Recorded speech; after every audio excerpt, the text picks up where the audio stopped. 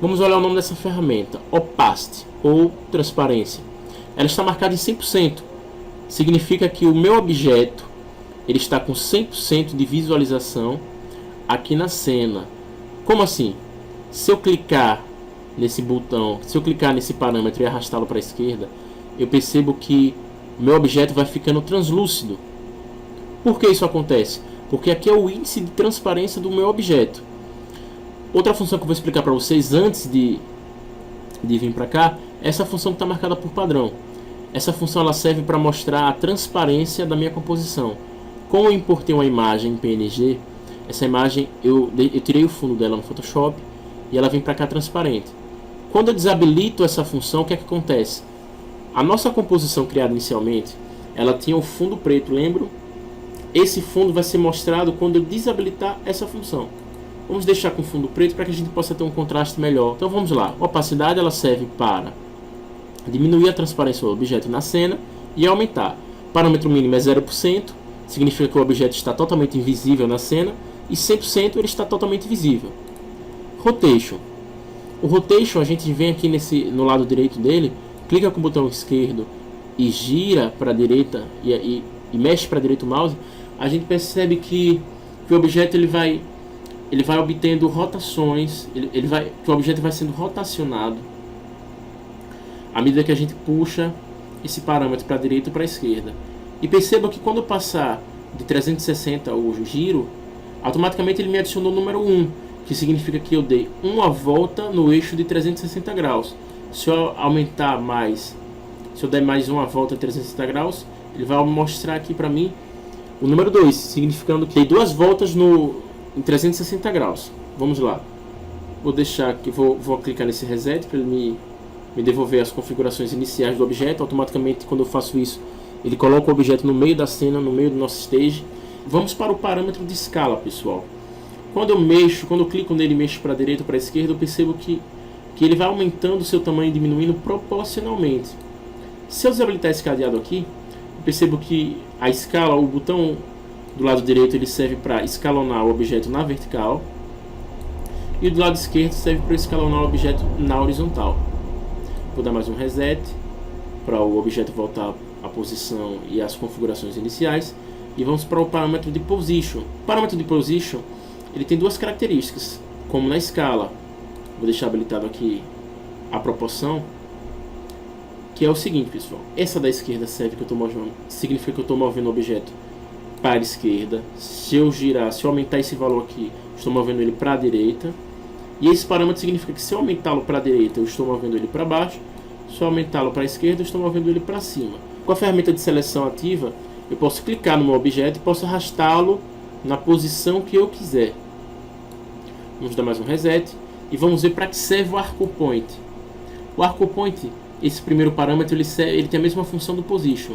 Ele serve para eu colocar esse pontinho que a gente vê no meio do objeto na posição que eu quiser. Esse outro parâmetro, eu faço a mesma função desse parâmetro do Position para cima e para baixo. Eu gosto muito de mexer nesse Arco Point através dessa ferramenta aqui. Se eu clicar nela, clicar e segurar esse pontinho, eu posso colocá-lo manualmente de forma livre no tamanho ou na posição que eu quiser da cena. Nesse caso, vou colocá-lo aqui para que vocês possam perceber uma coisa. Vou usar agora o parâmetro da rotação e vou fazer um giro.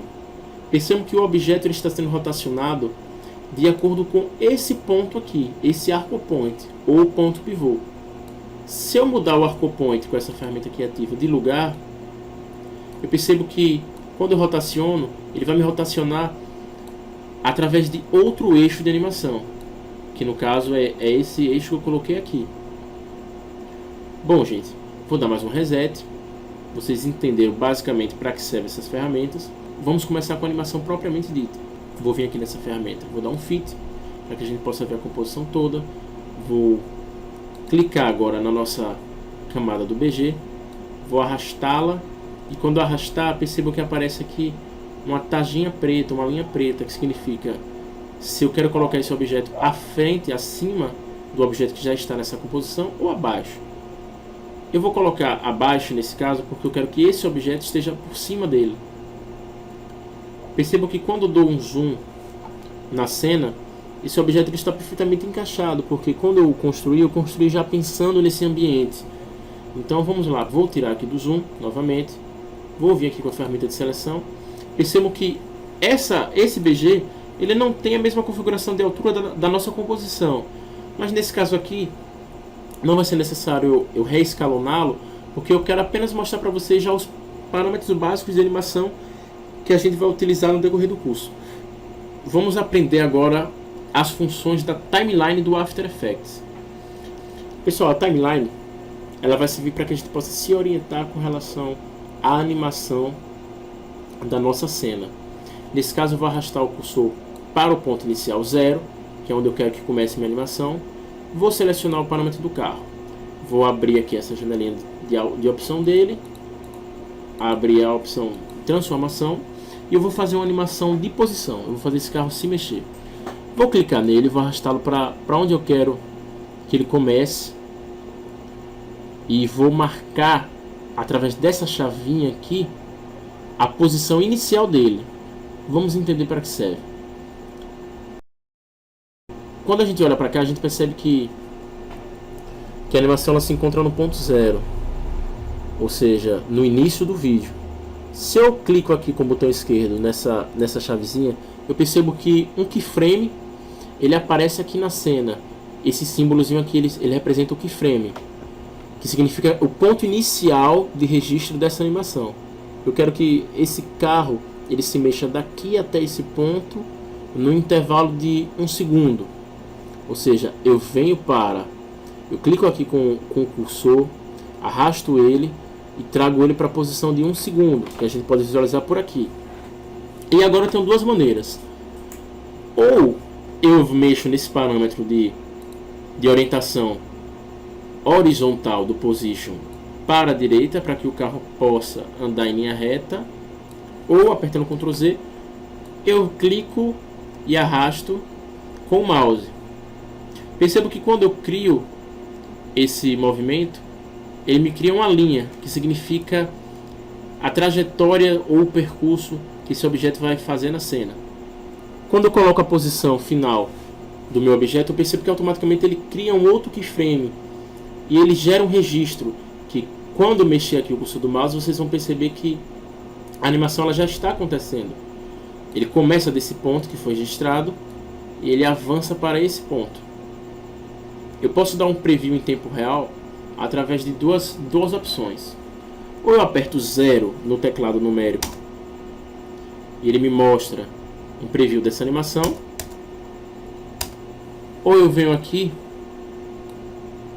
arrasto aqui para poder visualizar essa janela de preview, que ela pode ser ativa através da janela do menu Window, Preview ou Ctrl 3, e eu aperto aqui nessa ferramenta, que é o RAM Preview. Quando eu clico nela, ele me mostra um preview da animação que está acontecendo na minha timeline. Perceba que uma linha verde é criada, que significa que essa trajetória de animação ela foi renderizada na memória RAM. Se eu tivesse objetos muito pesados e a composição tivesse muito grande, provavelmente quando chegasse em um determinado ponto eu não ia ter memória RAM suficiente para poder dar esse preview. Então essa linha verde ela não ia conseguir atingir esse tempo todo. Como a gente está trabalhando com um projeto leve, isso acontece de forma tranquila. Vamos mexer em outro parâmetro aqui, pessoal. Vamos entender uma outra coisa. Se eu vim aqui para o meio o intervalo aqui entre esses dois keyframes, colocar o cursor aqui no meio e clicar nessa ferramenta aqui, eu vou criar um outro keyframe. Eu vou gerar um outro registro aqui. Só que nesse caso, vocês não vão perceber diferença nenhuma, porque eu não adicionei movimento nenhum nessa chave de animação, ou nesse keyframe. Eu posso navegar entre esses keyframes também, através dessas setinhas, para a direita ou para a esquerda. Então vamos lá. Nesse ponto aqui que eu criei essa animação, automaticamente o After Effects, quando está com essa função ativa, ele registra todos os movimentos que você faz com relação aos objetos que correspondam a esse parâmetro. Nesse caso, pessoal, vou fazer o nosso carro voar um pouquinho aqui. Eu vou arrastá-lo ele para cima. E percebam que essa trajetória que é criada automaticamente me mostra o percurso que o carro vai fazer nessa animação. vou arrastar o cursor e eu vou ver que o objeto está se movendo nessa direção.